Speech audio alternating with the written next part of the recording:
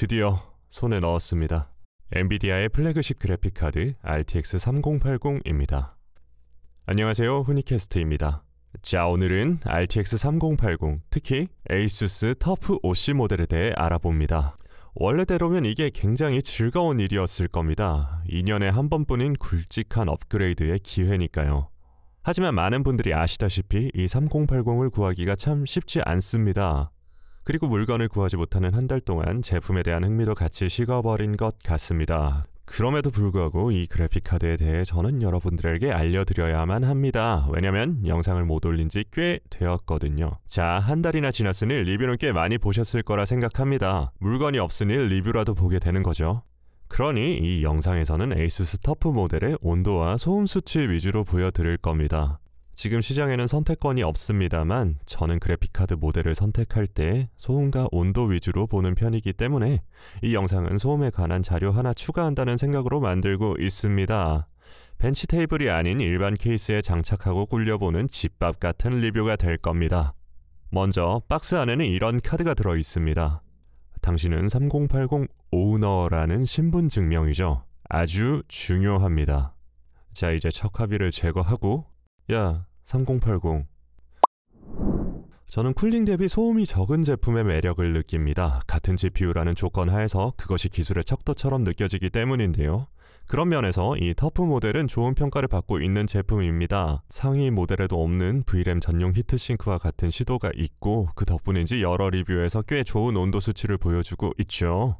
과연 이 제품이 소문대로 생태계를 파괴하는 제품일지 제가 사용해본 바로는 이렇습니다. 28도 온도의 방 안에서 이 제품의 두 가지 바이오스인 퍼포먼스 모드와 콰이어트 모드에서 보여주는 각각의 GPU 온도 수치입니다. 특정 온도가 되면 등락 없이 그래프가 아주 안정적인데요. 특히 퍼포먼스 모드는 65도를 넘기지 않는 모드라고 생각하면 될 정도로 열심히 쿨링하는 모습입니다. 기존 GPU들은 로드 시 80도까지는 무난하다는 게 인식이었는데 이번 암페르 아키텍처 제품들은 하나같이 쿨링에 신경을 쓴 모습입니다. 예전이라면 80달이 풀로드에서 65도를 안 넘는다는 말 같은 건 믿지 않았을 텐데 실제로 그런 일이 벌어지고 있습니다. 하지만 제 기준에서 2200rpm의 소음은 그렇게 조용하지는 않았습니다. 또 온도를 낮추면 성능이 올라갈까 하는 궁금증도 생겨서 방의 온도를 22도까지 내려봤습니다. 그 결과 온도와 팬 RPM이 함께 줄어들었죠. 하지만 부스트 클럭의 상승은 아주 미미했습니다. 65도라는 경이적인 온도를 택할 것인가, 아니면 죽은 듯이 조용한 팬 RPM을 택할 것인가. 두 바이오스가 확실한 차이를 보이기 때문에 취향에 맞게 선택하시면 될 것 같습니다. 부스트 클럭은 온도에 따라가는 모습입니다. 팬커브를 조절해서 RPM을 낮추니 귀신같이 평균 부스트 클럭이 내려가는 모습을 볼 수 있었습니다. 이렇게 오버클럭을 했을 때 2100에 가까운 부스트 클럭도 버텨내는 걸 보면 좀 더 포텐이 있지 않나 싶지만 저는 순정을 선호하기에 이 부분은 의문으로 남겨봅니다.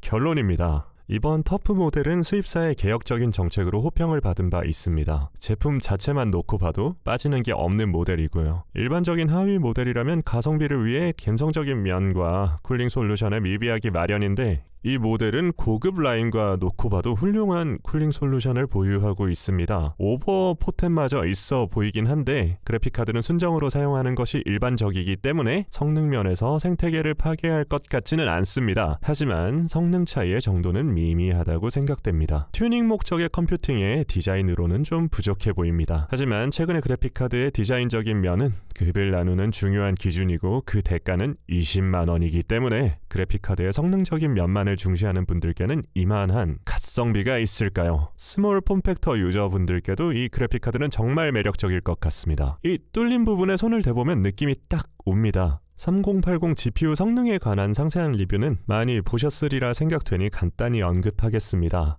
4K 게이밍 확실히 원활합니다. 이번 세대를 기점으로 4K 모니터 사용자가 많이 늘어날 것 같다는 생각이 듭니다. 4K로 게임을 하며 NVENC 엠뱅 인코더로 FHD 송출을 하는 실험을 해봤는데 4K 144Hz의 오버워치를 플레이하며 녹화를 했는데도 송출이 잘 됐습니다. 또 영상을 만들면서 프리미어가 확실히 빨라진 것을 느낍니다. 발표 당시에 사람들이 환호했던 가격과 성능에는 거짓이 없습니다. 하지만 반대로 4K 게이밍을 원하는 게 아니라면 굳이 이런 업그레이드를 할 필요가 있을까요? 제품을 구하기도 힘들고 또 FHD 환경이라면 딱히 체감할 수가 없는 것이 사실이기 때문에 3070 및 암드 신제품까지 다 살펴보고 사펑 출시 때나 구매해도 늦지 않을 것 같습니다. 황통수는 2번 친다고 하죠. 하지만 이렇게 출시 자체를 통수 칠 줄은 몰랐습니다. 제품을 충분히 준비하지 않고 출시를 한 것은 확실히 노란한 기분입니다. 하루빨리 공급이 원활해지기를 바라며 영상을 마무리하겠습니다. 저는 다음 영상으로 반드시 돌아올 것입니다. 시청해주셔서 감사합니다.